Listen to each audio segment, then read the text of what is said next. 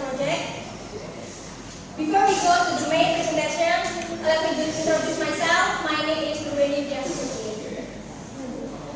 Okay, so this is my title. Comparison planning with complex optimization results for DLT 1800 MHz on cluster XXX in Jakarta using software planning. Basically, there are 4 main contents on my planning project that I have done so far and which I want to present to you.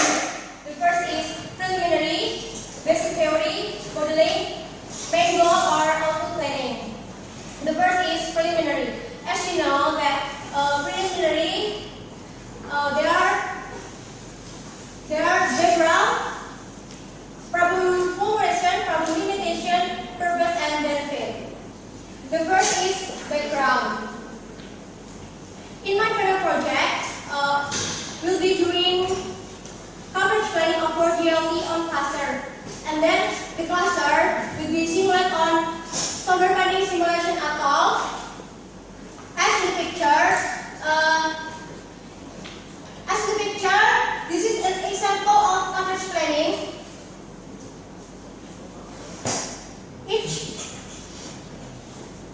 Each site has a database of information about the site like azimuth, height antenna, the value of mechanical and electrical building, as well as longitude and latitude. And then we change the data on software atol to determine the ideal coverage planning, and then the data for 4GLTE will be coverage planning will be referred to data interparameter of the site or cluster. Then the data will be changed on physical and logical parameters based on change value. Furthermore, the coverage planning will be compared with the result of drive test and then coverage in the field to determine the ideal coverage planning. And then the next is purpose formulation. How to do planning coverage on cluster XXX in Jakarta that will be back compared with the result optimization of the coverage in the field on the cluster. For my current project more specific, I make problem limitations, which are problem limitation. Site are observed if each site which use technology of 4GLTE on the 1800 MHz purpose in Jakarta with a bandwidth of 10 MHz. The number of clusters used is one cluster that consists of some site.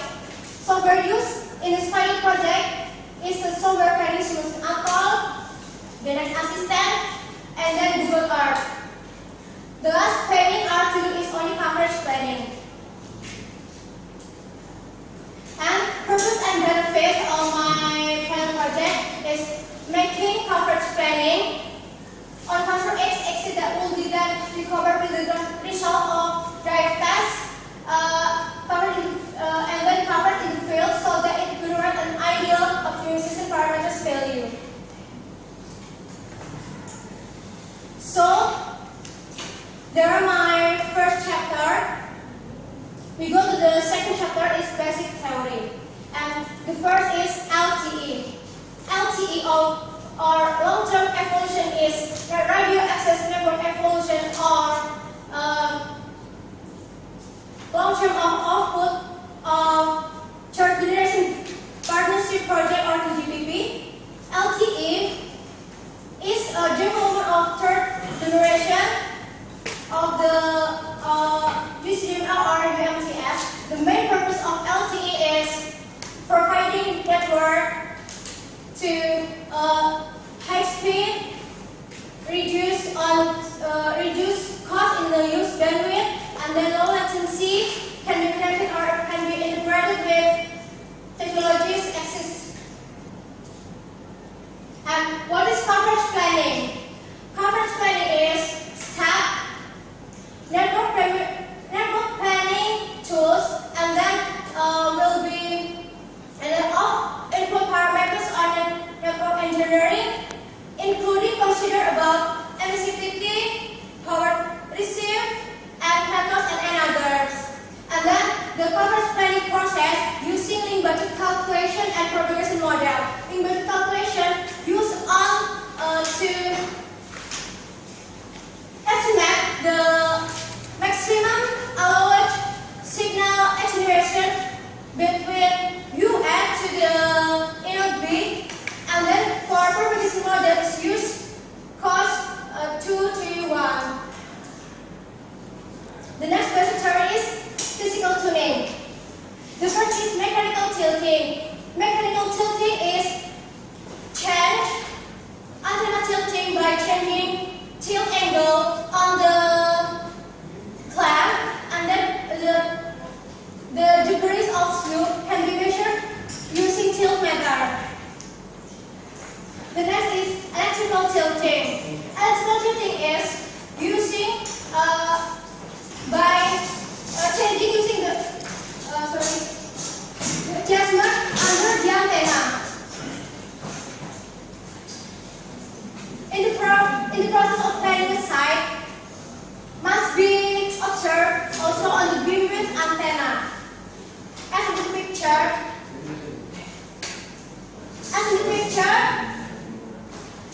if mechanical tilting like this, if mechanical tilting is increased, to the coverage and the main loop is reduced, and then all on the side loop will be widened.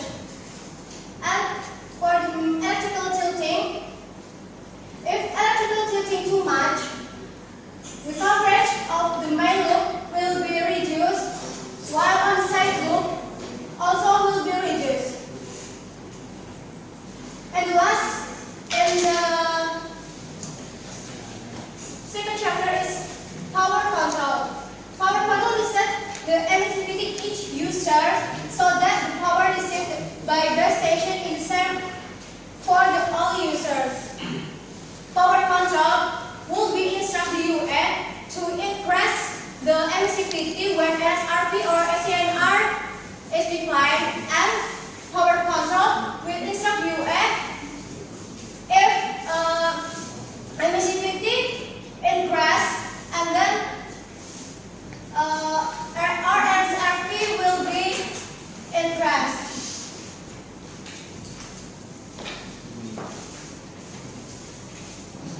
That's my second chapter. In the third chapter is model of my final project. I made a diagram block. I made the block diagram for to explain the step how to get my final projects done. The first step is data collection. The data collected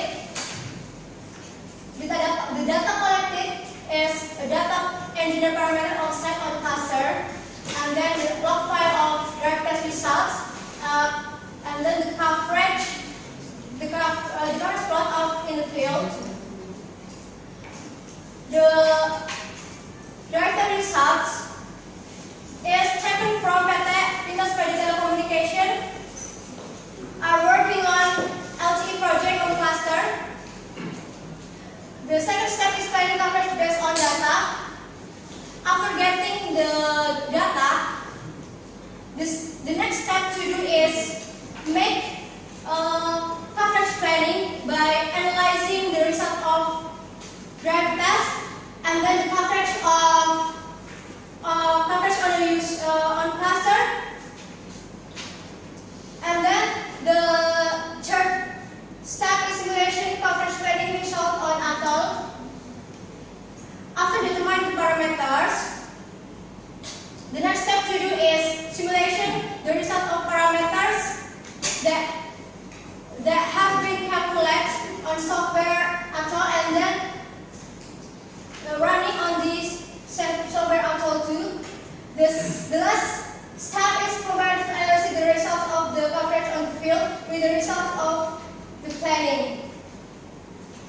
The result of drive test, the result of coverage planning will be compared with the result of drive test and coverage plot in the field. When the coverage plot in the field, in my planning haven't changed significantly, it needs to be analyzed and recalculate the parameter value to generate the ideal coverage planning.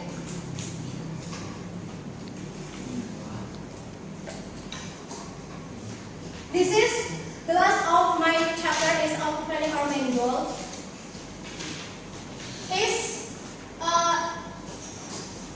Is an example antara informasi cluster X is in Jakarta, and then in the empty column will be filled in after planning when I get the parameters of azimuth, mechanical, and electrical tilting.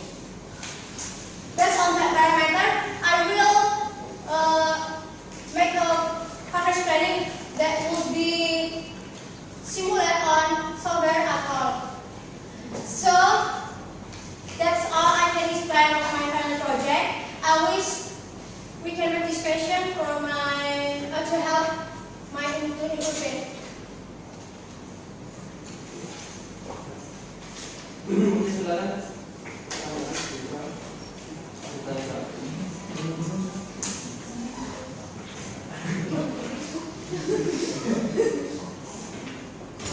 Ya, nama saya juga dari Biati. Saya ingin menanyakan target seperti apa yang diharapkan pada skripsi Anda ini? Target? Mungkin bisa dilihat di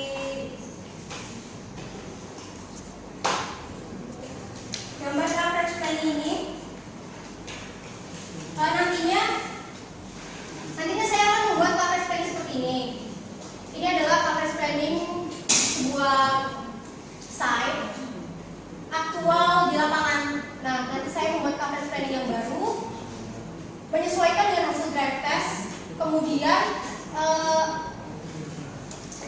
saya akan menentukan nilai parameter optimasi dari hasil drive test. Misalnya ada coverage yang ada hasil drive testnya, contohnya. Nah, di sini kan hasil coverage ini kan ada hasil drive testnya. Biasanya di project itu kan kalau misalnya coverage untuk yang berwarna biru ini kan yang paling dekat dengan site, di mana dia kan sinyalnya paling bagus. Kemudian yang agak di luar ini kan yang warna hijau itu masih bagus. Terus yang kuning ini kan lumayan lah sinyal di situ. Nah, pink ini udah jelek. Nah, bisa dilihat di sini kan coverage yang warna hijau ini kenapa pada coverage yang warna hijau ini hasil data di sini warnanya pink? Padahal dia berada di coverage yang warnanya hijau. Nah, dari situ saya bisa analisa mungkin ada pemukiman yang padat atau blocking seperti gedung yang tinggi atau pohon yang besar. Nah, dari analisa tersebut saya mendapatkan nilai parameter optimasi yang menjadi acuan saya untuk melakukan coverage planning. Dan kemudian setelah saya melakukan coverage planning, saya akan bandingkan dengan coverage yang ada di lapangan. Apabila hasilnya belum ideal, nah saya akan melakukan analisa kembali sampai mendapatkan hasil optimasi yang sesuai. Ada pertanyaan? Iya. Mereka baru dengan parameter. Nah, parameter apa saja yang perlu dijelaskan ketika melakukan parameter yang diperhatikan. Sebenarnya untuk misalnya ada beberapa parameter yang diperhatikan untuk saya melakukan coverage planning. Ada ketinggian antena, arah azimut, kemudian nilai mechanical and nilai electrical, dan juga power. Nah, untuk ketinggian antena berdasarkan hasil saya diskusi juga sama orang LMI yang ada di proyek Telkomsel ini, biasanya ketinggian antena ini akan mempengaruhi juga nilai mechanical tilting dan electrical tilting. Misalnya untuk ketinggian antena 15 sampai 29 meter, itu nilai mechanical tiltingnya itu sekitar 2 dan electricalnya itu 6. Itu yang biasa ada di proyek seperti itu. Nah, kemudian untuk ketinggian antena yang tingginya itu 30 sampai 39 meter, itu nilai mechanical-nya itu 3 dan electrical-nya itu 6 atau 7.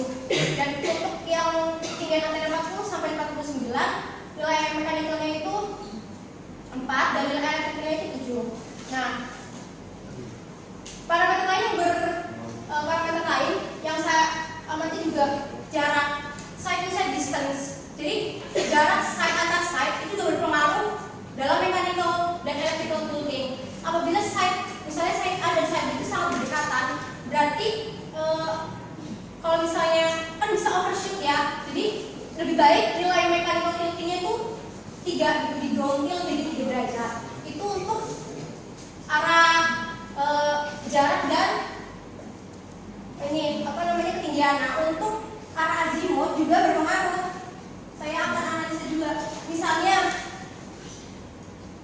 untuk arah azimut juga, misalnya saya akan menganalisa di site yang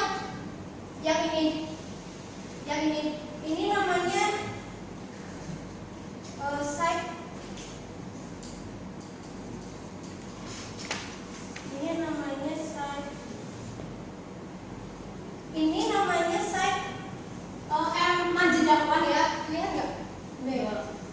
Misalnya site ini namanya site Manjedawan. Arah azimut site Manjedawan ini harus melihat arah azimut site lainnya atau site neighbornya yang masih dalam first tier.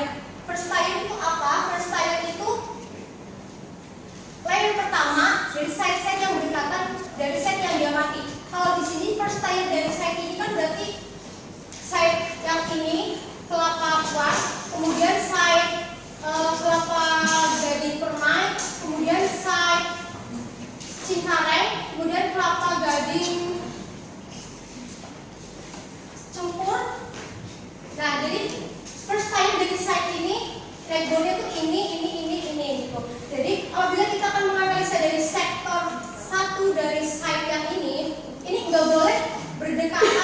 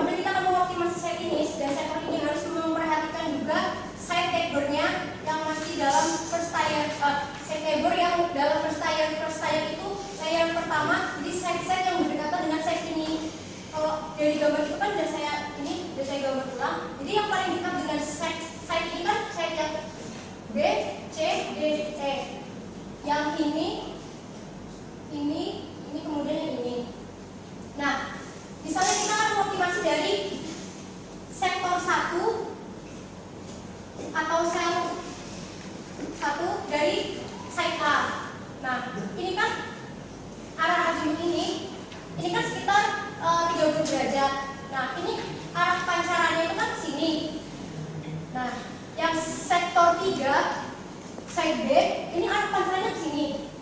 Nah, di sini kan terjadi overshoot. Jadi dia arah pancarnya saling overlap, bertumpuk. Jadi nanti daerah yang di sini memang daerah di sini sinyalnya kuat karena kan diserping oleh dua side yang sama-sama dekat.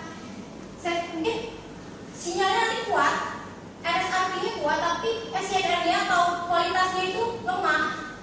Nah, jadi yang harus dilakukan ya di reazimut.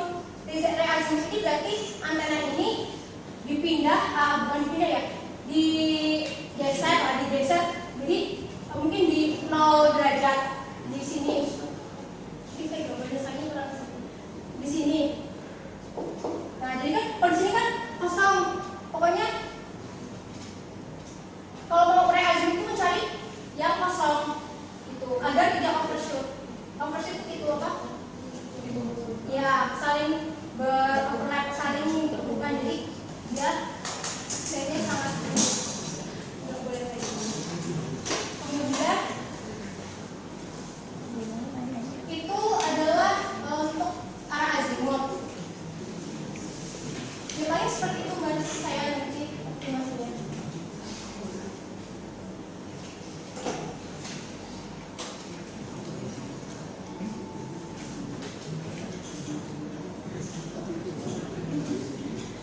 Pertanyaan lain?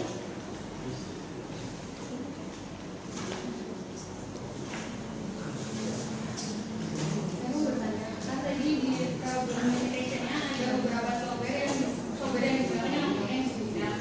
Salah satunya kan Google Earth. Saya mau tanya, Google Earth itu digunakannya kapan dan dipakai? Kalau Google Earth, jadi nanti hasil drive test yang seperti pada gambar di slide, itu pada hasil drive testnya itu bisa di-convert ke Google Earth. Nah, nanti pada Google Earth bisa dilihat bisa dianalisa di situ bagaimana apa yang terjadi di situ. Misalnya ada site yang kayak yang site yang pink ini bisa dilihat di Google Earth. Kenapa di sini site yang pink?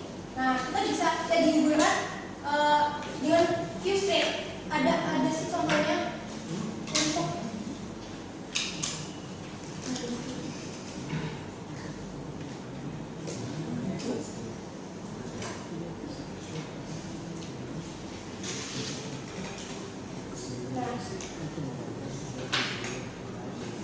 ini adalah contoh hasil drive test yang di-convert ke Google Earth. Di nomor 2 ini kan hasil drive test ini kan ada yang warnanya merah di sini. Kenapa di sini warnanya merah? Bisa bisa di view state, bisa dilihat di sini.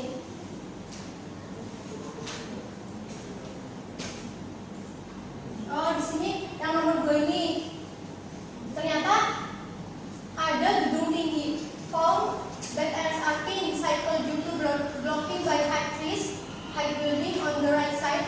Side surfing is far on the right side. Jadi side surfingan itu dari sini. Surfingannya dari sini. Nah, di sini ada gedung tinggi. Itu menyebabkan blocking. Seperti itu. Jadi bisa dilihat di Google Earth, itu langsung fungsinya Google Earth. Terus kayak yang ini juga sama. Di nomor 1 juga sama. Sini ada hasil drive di sini merah. Nah, bisa di view straight. Nah, di nomor 1 ini found by bad RSRP in cycle due to blocking by high building on the left side. Side surfing is far on the right side. Jadi side surfingan itu di sebelah kiri di sini, dan ini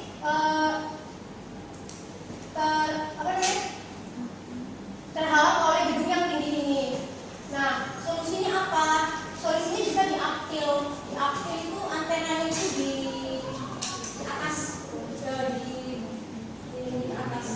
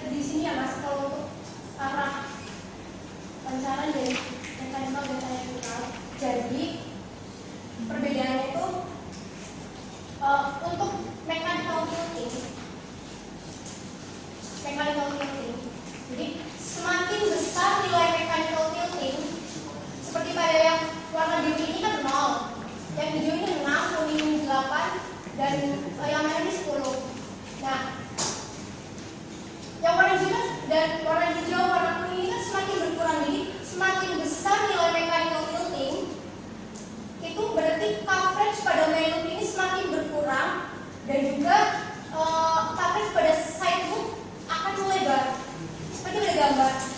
Jadi yang side loop itu kayak balon yang ditekan, berarti kan sampingnya itu lebar.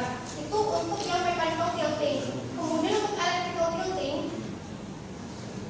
semakin besar nilai electrical tiltingnya, maka coverage pada main loop juga semakin berkurang dan juga side loopnya juga berkurang. Jadi untuk arah pancaran electrical tilting itu lebih direksional atau lebih terfokus pada suatu objek gitu loh, lebih direksional. Seperti itu Mas Jerry.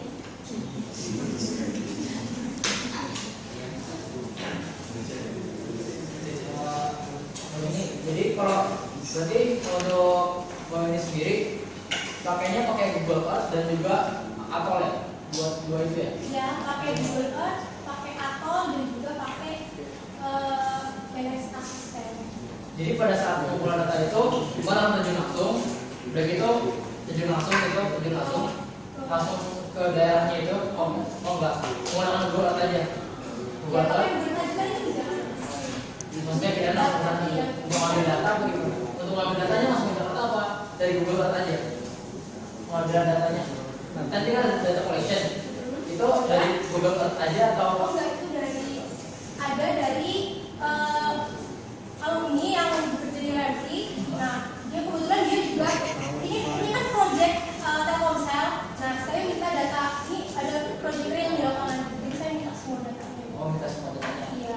Begitu baru bahas lagi untuk seperti kayak di optimasi gitu ya? Ya. Oh, jadi seperti itu ya?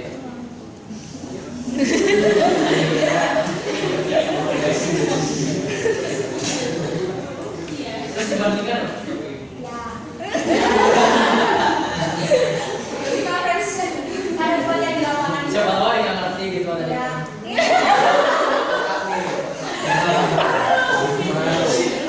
Kalau tadi ada informasi tadi kan ngomong apa? Iya. Ya, jadi dari coverage plot yang ada di lapangan ini adalah coverage plot yang real di lapangan. Nah, nanti saya membuat coverage plot yang baru berdasarkan hasil parameter optimasi. Saya membuat coverage plot yang baru, kemudian nanti saya bandingkan coverage plot yang saya buat, yang saya planning dengan coverage plot yang real di lapangan itu. Berdasarkan hasil optimasi saya yang tadi kayak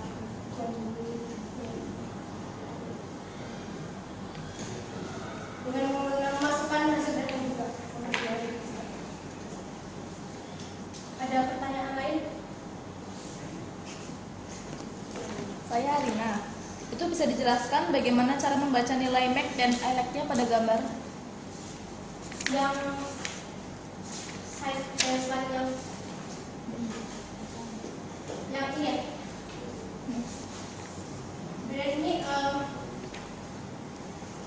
ini pekerjaan seorang guru ya.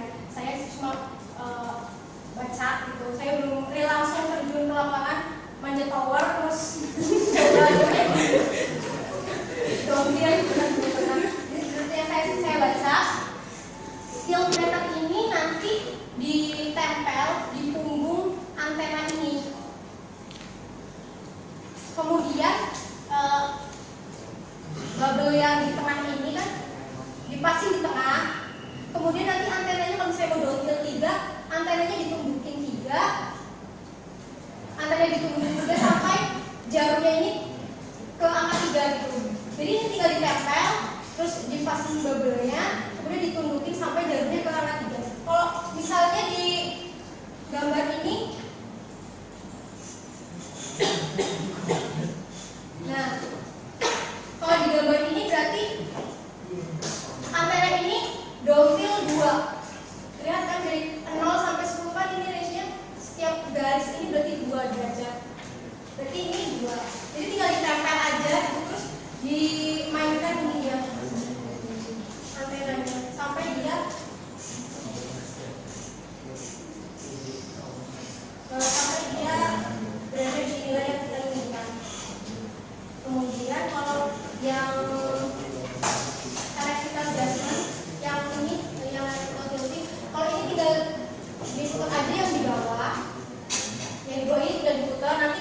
yang kayak ada angka-angkanya ini dia tulis sendiri sampai mencapai yang kalian kita inginkan. Kalau ada contoh dari gambar ini kan berarti nilai artikel field ini 4.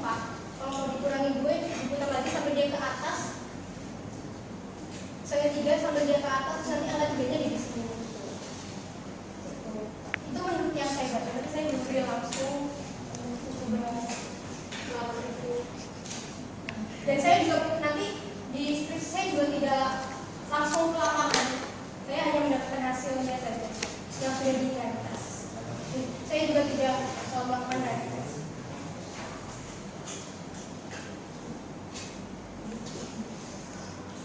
Ada